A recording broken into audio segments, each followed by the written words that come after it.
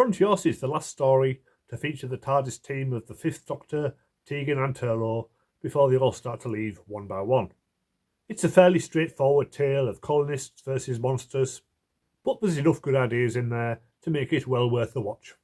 The setting is very similar to the later episode Utopia, a small human colony far in the future at the end of the universe. The big difference is that the Time Lords are still around, and apparently the Doctor is forbidden from interfering in the affairs of any society in this particular time and place.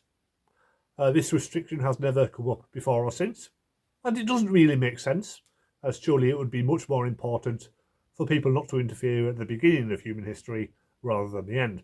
Still, the idea that there are places where the Doctor isn't allowed to change anything does raise some interesting possibilities, even if they aren't really explored here. Frontios is made up of Earth colonists a few decades after their ship crashed. The sets look great, like a post-apocalyptic shanty town with multiple levels on the interiors. As happens so often in dysfunctional societies, it's run by the most popular but least capable people. Jeff Rawle plays the dysfunctional young leader, Plantagenet, looking much younger than he did in Drop the Dead Donkey just a few years later. Peter Gilmore plays his sidekick Brazen, who goes around shouting at everyone he meets. And Leslie Dunlop plays Nirna, the lead female role, though not the only one for a change. She has a nice friendship with Turlough that's probably the closest he ever comes to having a relationship. Maybe in an alternate universe he could have stayed behind on Frontios to be with her. But then of course we'd never have got his origin story.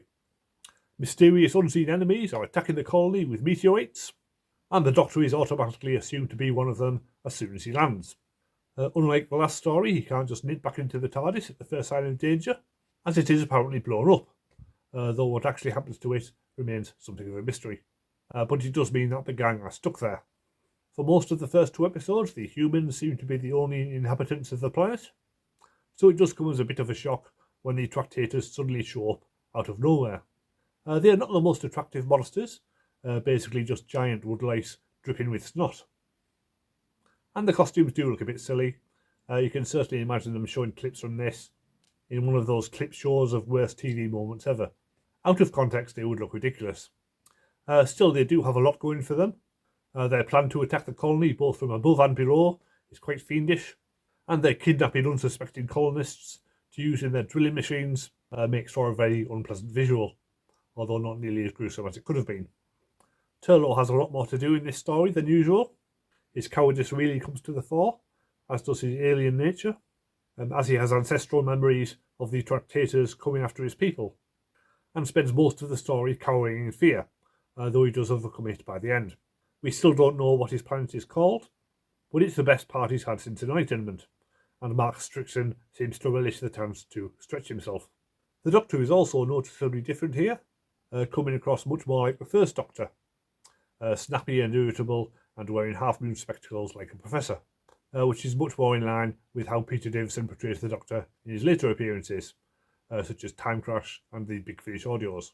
Clearly, this is the characterisation of the Doctor that he's the most comfortable with. His scenes with the Tractators' leader, the Gravis, are a definite highlight of Part 4, especially when he claims that Tegan is his robot.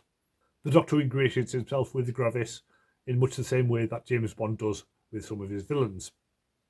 And it all ends with the Doctor tricking the Gravis into reassembling the TARDIS and cutting off his own source of power at the same time, which all feels very convenient, but it's satisfying all the same. The DVD has about 45 minutes of extras. Driven to Destruction is a half-hour making-of documentary. Christopher Bidmead talks about writing the story. The designer talks about the sets. And there's contributions from Peter Davison, Mark Strickson and Jeff Rawle. There's also 15 minutes of deleted and extended scenes, none of which are particularly noteworthy, and mainly involve building up the character of Cockerell. Overall, it's a decent story.